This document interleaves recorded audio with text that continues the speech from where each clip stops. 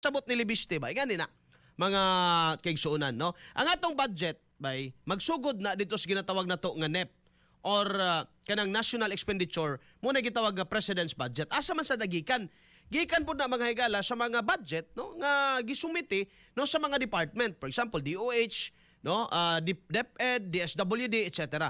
Isa din of course mga higala ang DPWH no sa Department of Public Works and Highways. Now, kining atong mga diri sa ato ang regional of wala na sila dito ni tanan mga higala dulas Manila eh. Mo gani nang nakapait mga higala kung dili ang inyo ang administrasyon, ang inyong rehiyon, di ko din ana mga higala. Although na may ginabutang but naagi rehiyon may higala nga mabuhong sa tanan nga budget mga katropa. So, ang DPWH, before siya mo pasa, mangayo na daw siya sa mga congressman. Mo na yung nilibiste. Ginapapasa sila. Ang uban siguro, wala pa ngayo eh. Well, wata kabalong nga nung wala pa ngayo eh.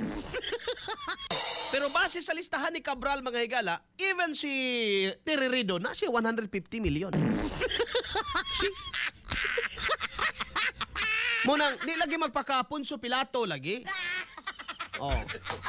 Yung maingon nga bag-ora siya ni bag-o nga apil naman na siya sa 19th Congress kay 2025 man na siya magayagala ni sulod. Kung bag-o lang natapos ng eleksyon 2025 na siya ni sulod magayagala.